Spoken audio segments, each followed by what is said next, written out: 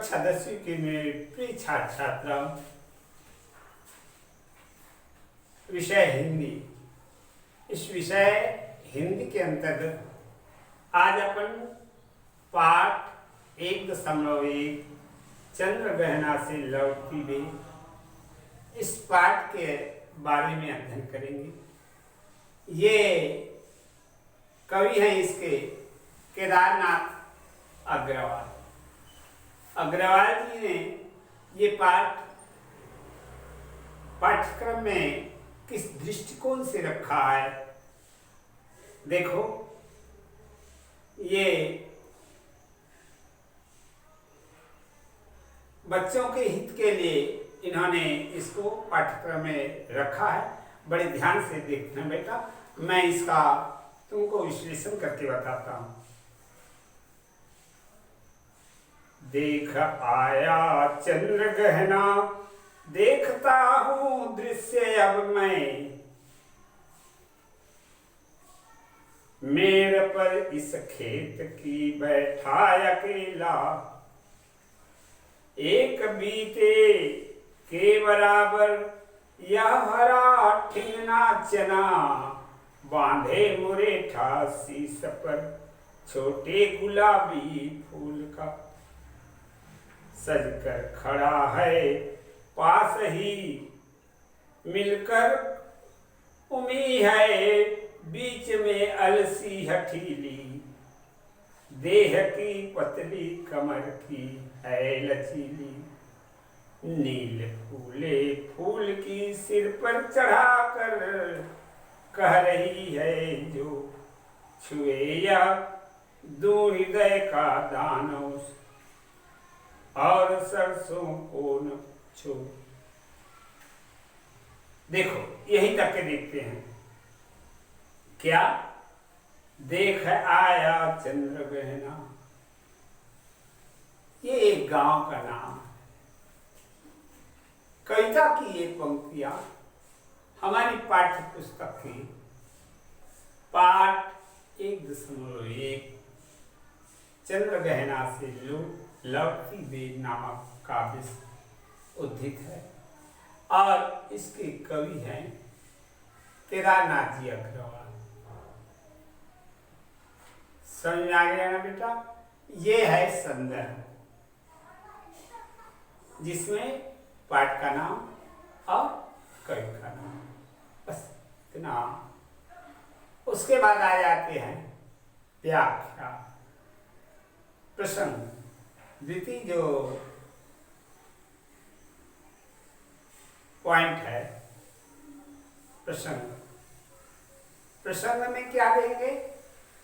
कवि जी जो है एक खेतिहर किसान के एक गांव में जाकर गांव का अवलोकन करते, और उसके गांव के आसपास जो धरती हरी भरी दिखाई देती है, उसका सुंदर खेत इत्यादि को देख करके चित्रांकन करते हैं।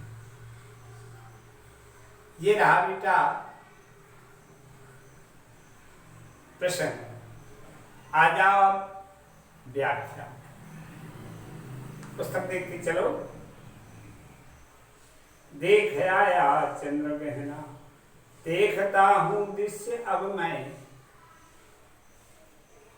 गांव चंद्र गहना को मैंने देखा, वो उस गांव के चारों तरफ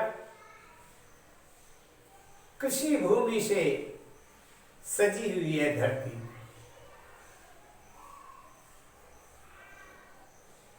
और उस दृश्य का अवलोकन करता हूं।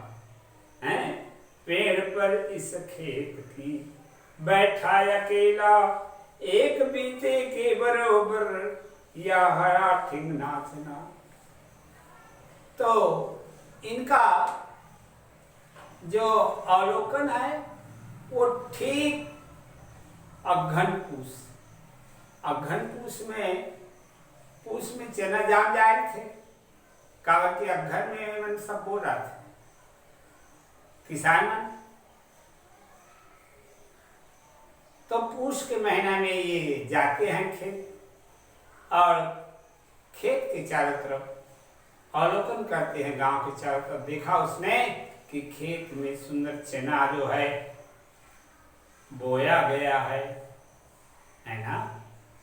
धान की कटाई के उपरांत चने बो दिए जाते हैं रबी फसल के रूप में। कवि कहते हैं कि मैं छोटे छोटे चने की इन पेड़ों को देखता हूँ, ऐसा सुंदर लगता है, हैं?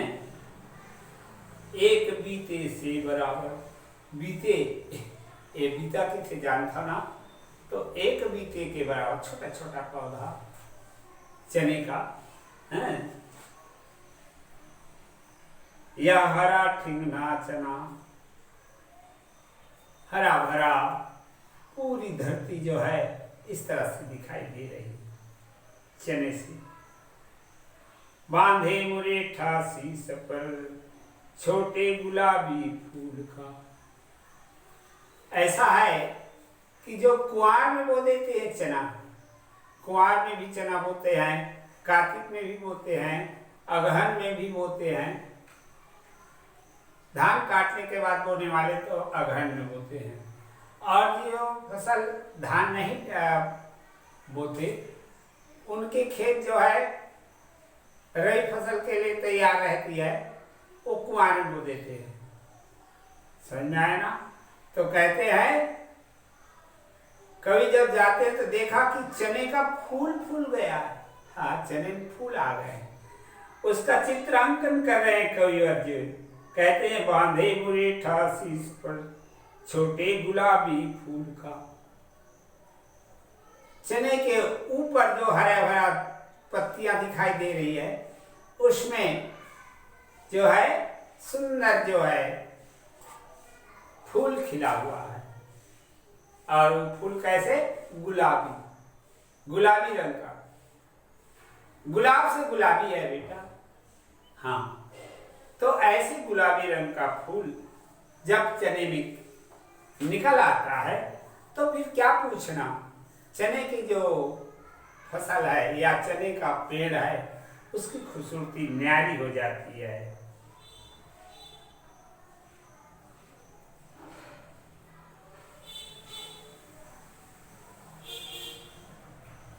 इस तरह से फूल से युक्त जो चना का पेड़ है वो मस्त जगा हुआ है ना। पास ही मिलकर उगी है बीच में अलसी हठीली। और जब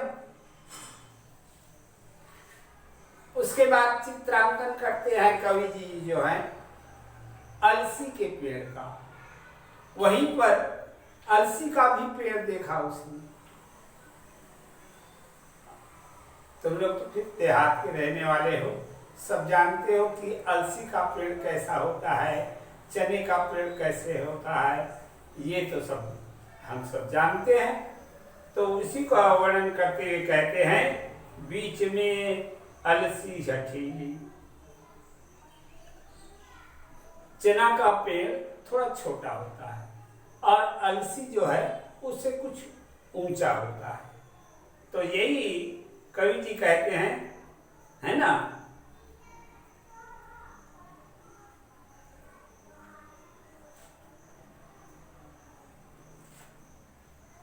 बीच में अलसी हठीली, देह की पतली कमर है लचीली। अलसी का जो पेड़ होता है वो चने की पेड़ जैसी मजबूत नहीं होता।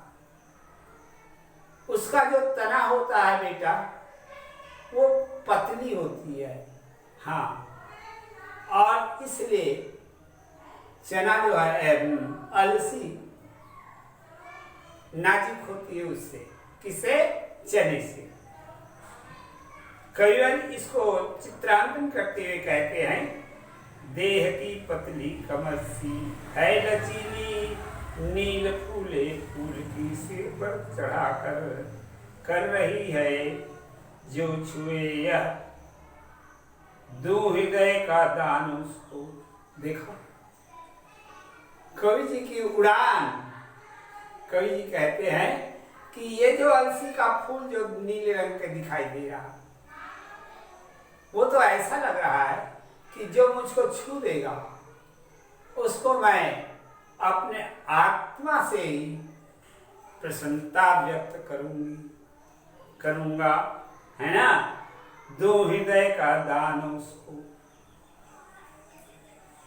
हृदय माने आत्मा, मैं अपने हार्दिक मन से उसको इस प्रकार से बड़े श्रद्धा और प्रेम से उसको अपनी जो है परिचय दूंगा। इस तरह से अलसी के पेड़ का चित्रांकन कवि जी ने किए।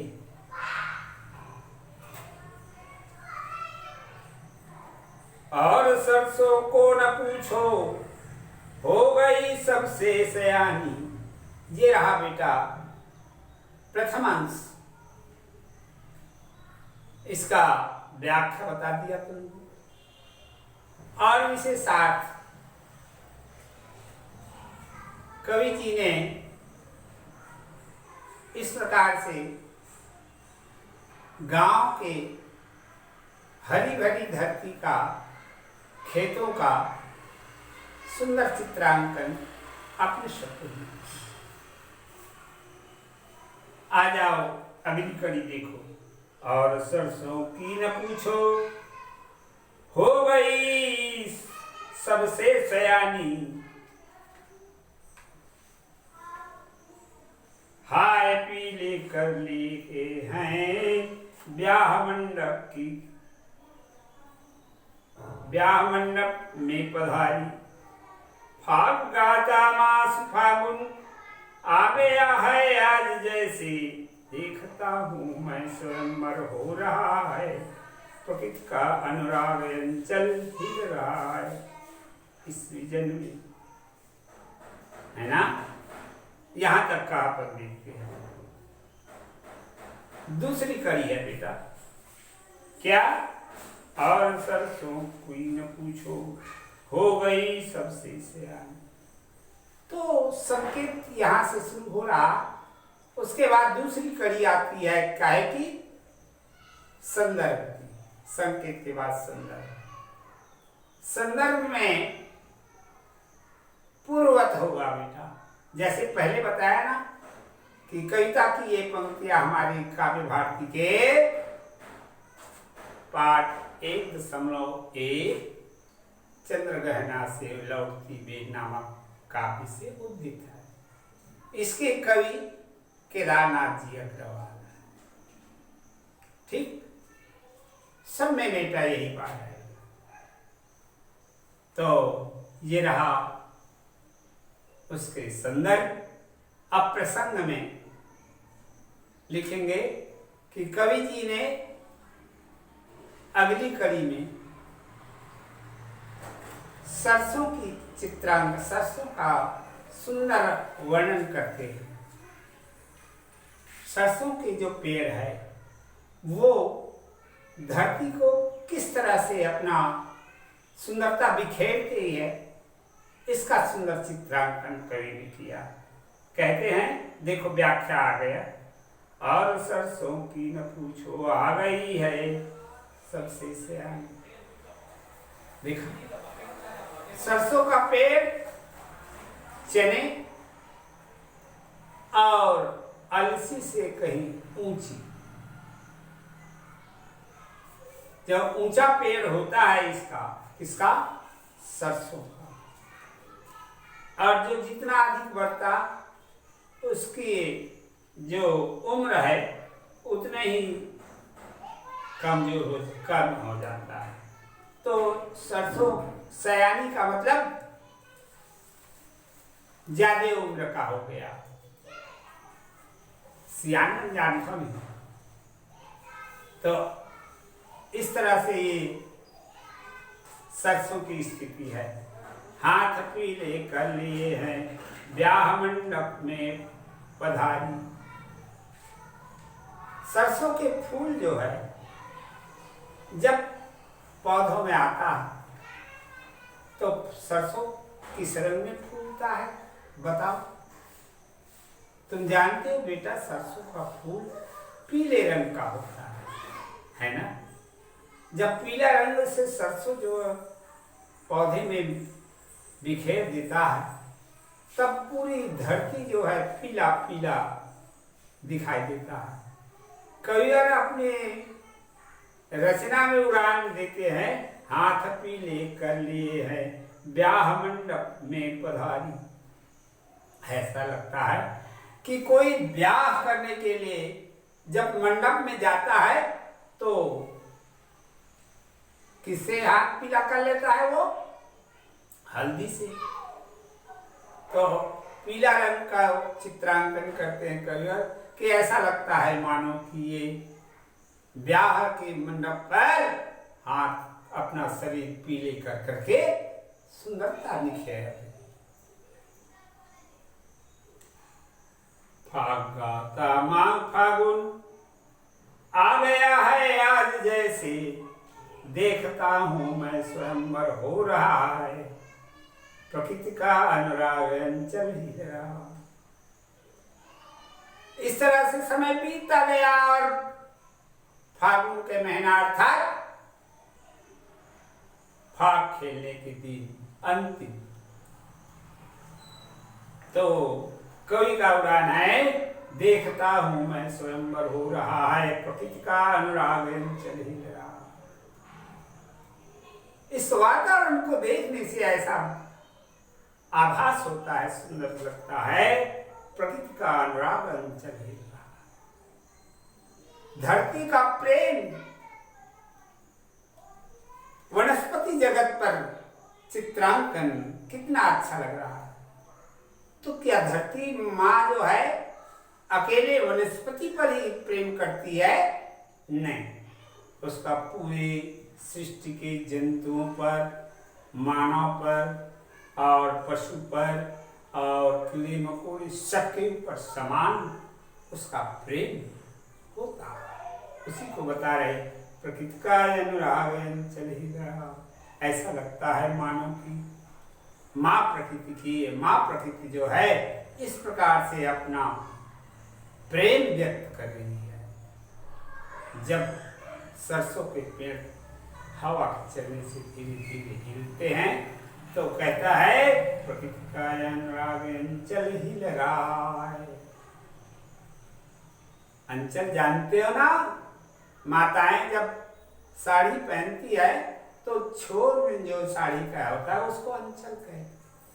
तो प्रकृति रूपी धरती मैया की जो अंचल है वो हमारे सृष्टि पर रहने वाले सब जीव जंतु वनस्पति जगत के प्रति प्रेम जता रही है। इस विजन में दूर व्यापारिक नगर से प्रेम की त्रिभूमि उपजाऊ अधिक है, और पैरों के तले है एक पोखर, उठ रही इसमें हरियाली, इस उठ रही इसमें लहरियां, नील तल में जोगी हैं पास, ले रही यह भी लहरिया। देख लो बेटा, ये इस कड़ी को देखें फिर से। हाँ, तृतीय कड़ी समझ जाओ। तो इसमें क्या है कि संकेत यही हो गया बेटा, कहाँ? दूर व्यापारिक नगर से, हैं, यहां से लेकर के, ठीक है, वह भी लहरिया तक, ये संकेत हो गया। संदर्भ में बेटा वही रहेगा, पूर्वत और प्रसंग भी पूर्वत रहेगा। इसमें खैर परिवर्तन किया जा सकता है। क्या? दूर व्यापारिक नगर से प्रेम की त्रिभूमि उपजाऊ अधिक है। जब इस प्रकार से धरती के विभिन्न भावों का चित्रांकन कवि ने इस प्रसंग में किया। ये रहा प्रसंग। आज आते हैं व्याख्या को। तो इस विजन में, इस धरती पर, इस सृष्टि पर, दूर व्यापारिक नगर में प्रेम की प्रियभूमि उपजाऊ अधिक है। कवि का उदाहरण है कि इस प्रकार से धंधा करने वाले, इस प्रकार से अपना जीव को पालन करने वाले जीव जंतु जो है रहते हैं।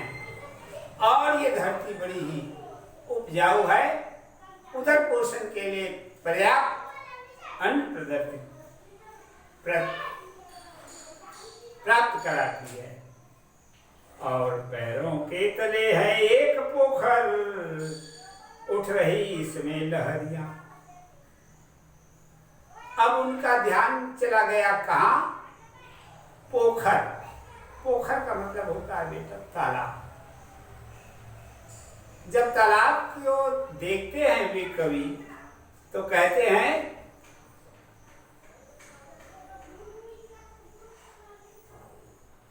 उठ रही इसमें लहरियां। तालाब में क्या निकलता है? हवा जब चलती है तो लहर निकलते हैं। लहर जानते हो ना? तो कवि की उड़ान है कि इस तरह से हवा के चलने से तालाब के जल में जो है लहर निकल रहे हैं। और उस लहर को देख करके कवि की उड़ान है क्या? एक चांदी का बड़ा सा गोल खंभा है ना। खंभा जो है पोखर में है, तालाब में है, उसको जब देखते हैं तो ऐसा लगता है कि उसका रंग जो है चांदी का सा। अर्थात पोखर में इस प्रकार से जो खंभा का चित्रांकन करते हुए कहते हैं कि ऐसा लगता है कि एक बड़ा सा चांदी का है। अर्थात पानी का रंग जो है बेटा, पानी का कोई रंग होता नहीं, पानी का कोई रंग नहीं होता। परंतु तालाब में जब चित्रांकन करते हैं लहरों की तो ऐसा लगता है कि वो तो चांदी है। अर्थात उसका रंग चांदी के रंग सा प्रदर्शित होता है जल का जब लहर निकलता है। तो उसी का चित्रांकन करते हुए कहते हैं आंख की है चमकाता है कई पत्थर किनारे।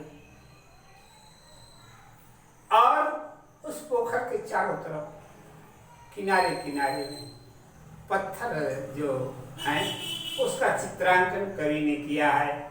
क्या? पी रहा चुपचाप पानी, प्यास जाने कब बुझेगी।